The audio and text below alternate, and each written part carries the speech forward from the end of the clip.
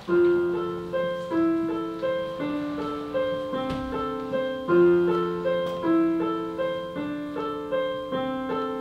Theodora, our Byzantine empress. You probably don't recognise her, considering she lived 1500 years ago. But she was pretty amazing. She surpassed all our expectations of her. A woman born in roughly 500 AD. Who had next to no birthrights and was expected to pass silently between male guardians until she died. Again, silently. With nothing to her name. Only this woman was different. Very different. When you think of a woman in the 1st century AD, you think meek, mild, controllable. When you think of me, think differently. Born and raised in a circus to a bear, taming father. I should have been an actress, achieved fame, nothing else. But here I am singing you my story. It's one thing you should know in my tale. Expect the unexpected, don't silence me. Expect the unexpected as my story unfolds. Expect the unexpected, don't silence me. Expect the unexpected as my story unfolds. My story is mine and mine to tell. History stolen that from me. But I needed help to start my plight. I couldn't have done it alone. Hi, I'm Justinian, the Emperor.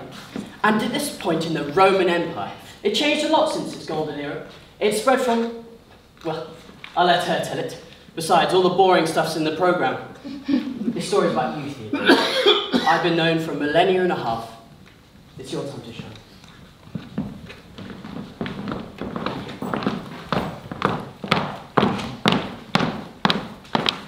Well, she didn't have the most traditional start to life. Growing up in the circus, her father Acacius was a bear tamer. No, she's not making that up. And even though her mother remarried quickly after her father died, the family still lacked income. It was assumed she would go into acting after the circus. However, that wasn't very easy. And so, to keep her family afloat, Theodora and her sister turned to a slightly less respectable profession. Over time, she started to make a name for herself, and before too long, everyone, including the emperor's nephew, knew her name.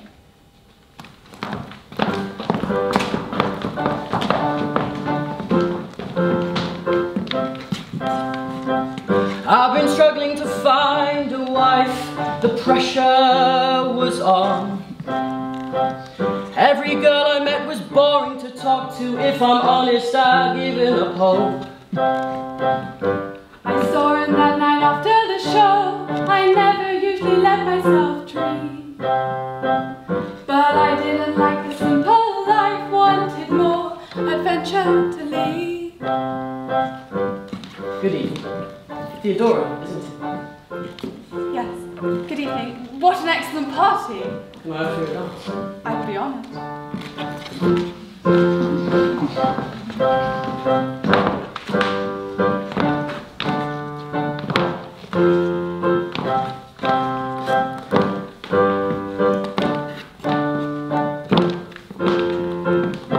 It is very nice of you to dance with me. I had to. You're the star of the show. It's very nice of you to come to the show. One of my assistants wouldn't stop talking about you. You're a huge fan. He's a huge fan.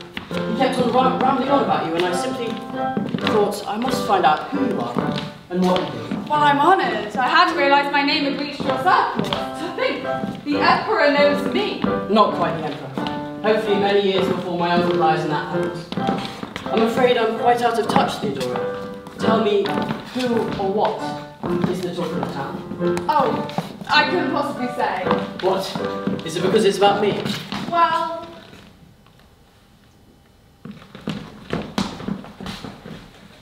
All any anyone can talk about is who you're going to marry. Oh, Well, amongst other things, of course. I didn't realise people cared that much. People are just curious who the man who has the pick of anyone in Byzantium, who you would choose. What if I chose you? I don't think the palace would like that very much.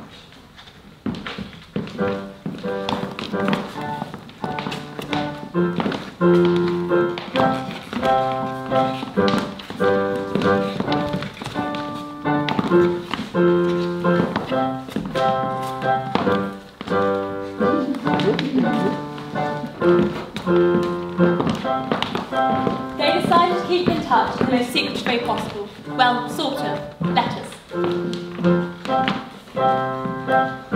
He writes me a letter every day.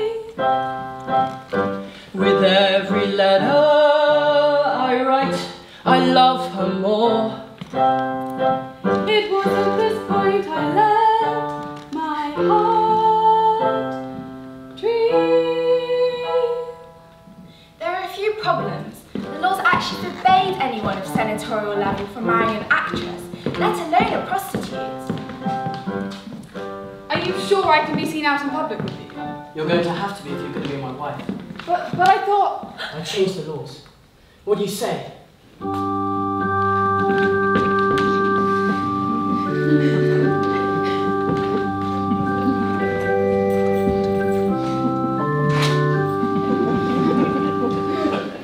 Overnight, Theodora became wife to the heir to the entire Byzantine Empire. Which didn't really mean anything since she was a woman. But it was the closest to power she could be. Not 2 years had passed before they were crowned emperor and empress of the entire Byzantine Empire.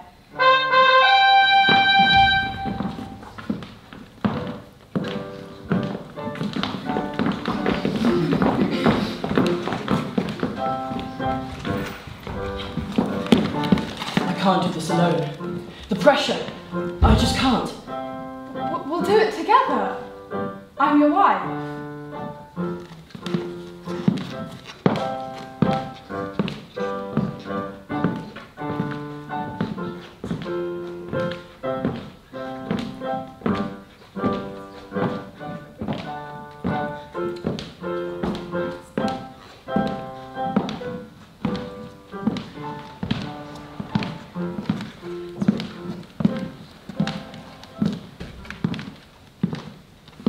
Unexpectedly for a man, let alone an emperor, Justinian saw Theodora as not only his equal, but at times his intellectual superior.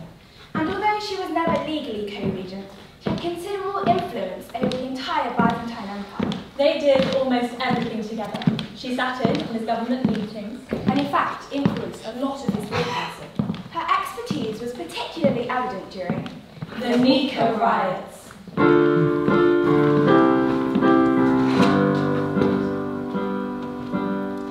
Taxes were high, war still raging, although unsuccessfully.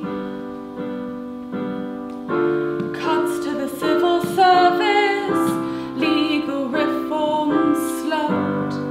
There was tension in the air. Angry crowds at the hippodrome converged on the races.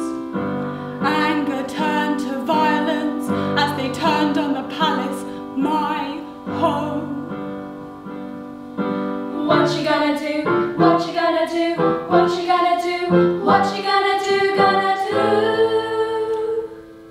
Nothing. Because I'm a woman. I'm joking, this would be a very boring show if I gave up on the first hand. Tension was rising, fires raged throughout the city. I feared for his rule, our empire, my life. What you gonna do? What you gonna do? What you gonna do? What you gonna do? Gonna do? The only thing I could do, speak.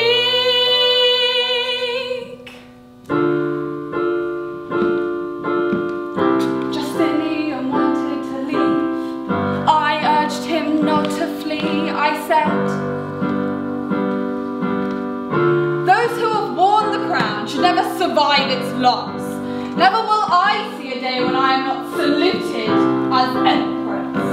Those who have been born into the light of day will sooner or later die. How can an emperor ever allow himself to be a fugitive? What you gonna do? What you gonna do? What you gonna do? What you gonna do? Gonna do? As the riots quelled, it was clear, although scholars disagree, it was me who saved our empire, his rule, my life. Though the fires may fade, our legacy remains. And I'd like to think I had something to do with it.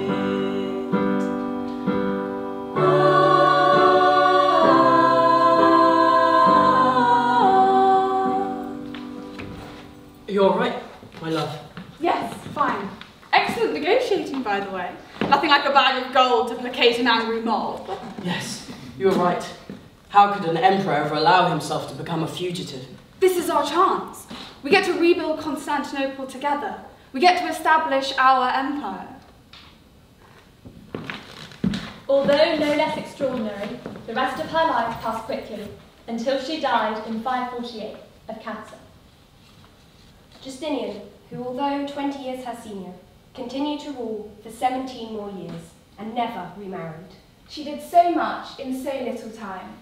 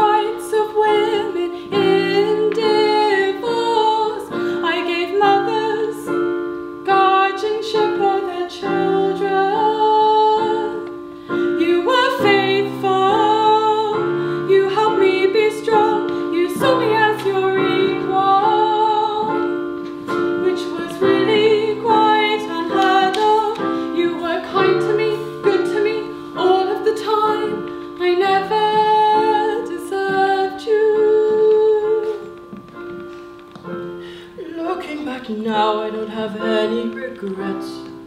I know history won't favour her nicely, but I hope I gave her the love she deserved. If I could have one more day, I'd tell her, you were faithful, you helped me be strong, you saw me as your equal, which was really quite unheard of. You were kind to me, good to me, all of the time. I never deserved you.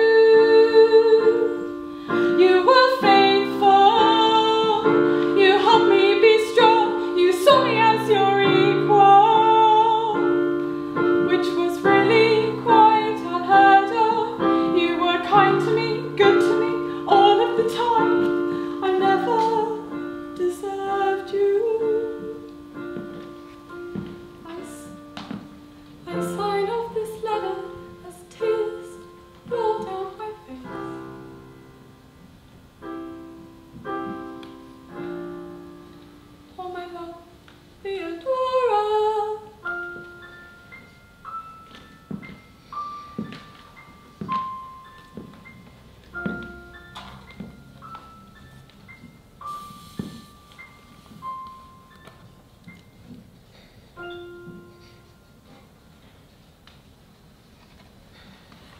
the course of her life, she achieved so much.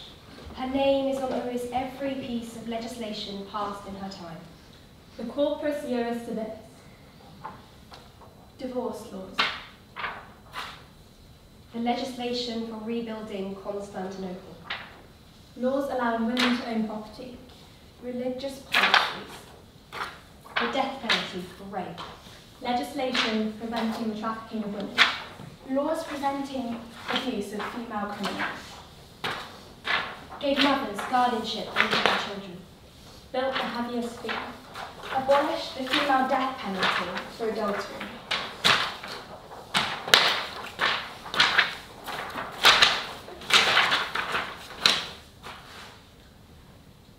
She didn't go down well with history writers. Probably because they were men, scared by a woman, doing the unexpected. But it's time she reclaimed her glory.